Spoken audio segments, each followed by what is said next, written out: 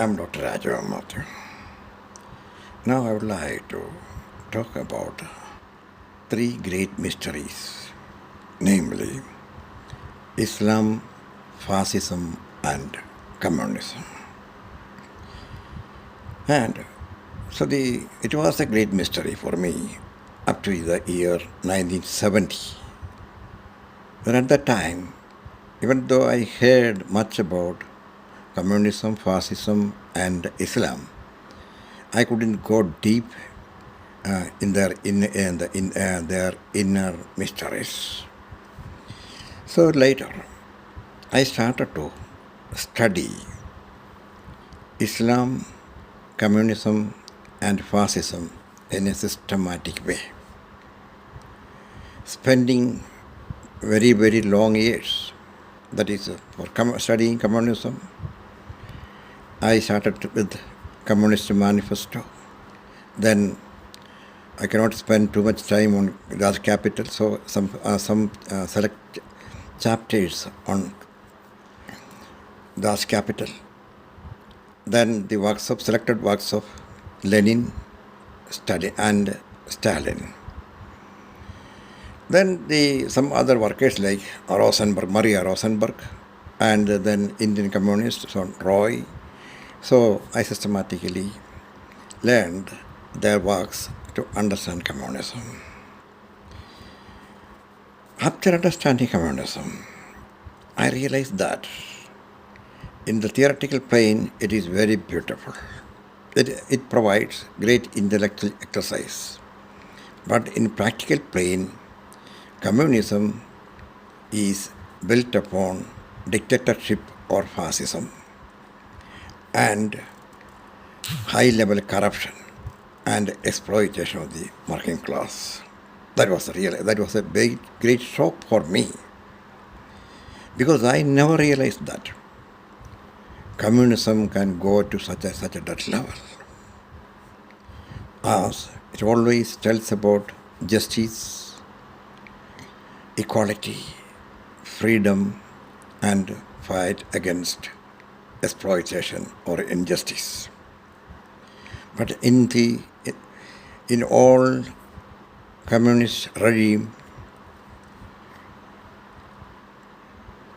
we can see the existence of fascism, that is intolerance to other ideas or other views, or even a deviation from the official view of the communists. Intolerance, then violence or even prosecution of the dissenting voice. And the party, actually the party, Communist Party in all nations, would become the control of one or two persons who dictate everything, and claiming that they represent the proletariat, or communism is based upon the dictatorship of proletariat.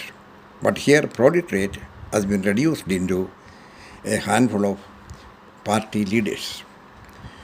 And then this absolute power of the some leaders of the communist nations lead to corruption and concentration of wealth in their hands, and they started to exploit the rest of the community. That is the realization of communism. Then fascism. Fascism actually originated with Adolf Hitler and Mussolini, either Germany or Italy. And Adolf Hitler's Nazi party can be considered the mother of fascism, the modern fascism, or the German fascism.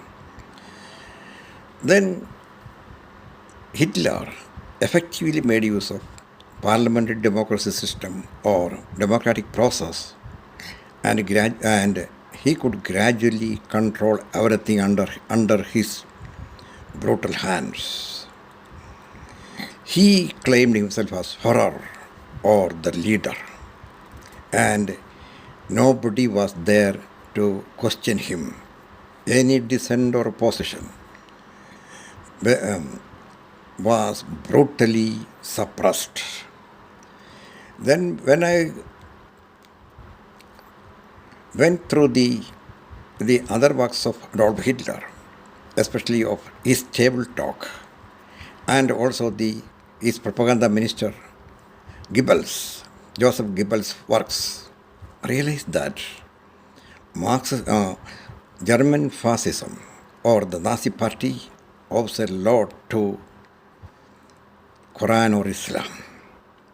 And Adolf Hitler was a great admirer of Prophet Muhammad and Islam. Adolf Hitler even claimed that Islam is the ideal religion for a fascist society, because in Islam, the Prophet was put in a very higher position, even in a topper position than of even Allah. So the every word of the Muhammad was binding to the Muslims. So the Adolf Hitler copied down these Islamic principles of the status of the Prophet, and he put himself in the place of Prophet in Islam in the German fascist party. So and everybody was a tool for him to implement or execute what he planned or what he decided. And fascism never tolerate any dissent and any opposition, even any democracy, but it is built upon dictatorship. So this is another realization. Then, after reading the works of Adolf Hitler and Goebbels, it was essential for me to understand Islam, because Islam inspired both Goebbels in developing his propaganda, Nazi propaganda, and the Quran or Hadith helped Adolf Hitler to develop the Nazi rule, the fascist rule in Germany. And for them, say in Islam, anybody can be branded as an enemy or infidel of Islam or Allah. Likewise, and such kinds of enemies or infidels could easily be prosecuted or murdered or terrorized with ample justification. So borrowing from Islam, Adolf Hitler also declared that any dissent or anybody who stood against him or his party were the enemies and infidels, and they had the right to destroy or prosecute or murder them, as had been done by Islam. So then there exists, then I found a link in both in Islam, communism and fascism. Islam, so in the strict sense, cannot be considered as a religion at all. It is a political system rather than a religious system. And it's just like fascism or communism, there is no spirituality in Islam, but only the statehood. The Islam ultimately aims at establishing an Islamic state, and the Islamic state is ruled or controlled by what was dictated in the Quran or Hadith. That is the proof. So in other words, we can see a great similarity between communism, fascism, and Islam, because all these three systems are maintained or built up on dictatorship. on or absolute power by a leader or a group of people. So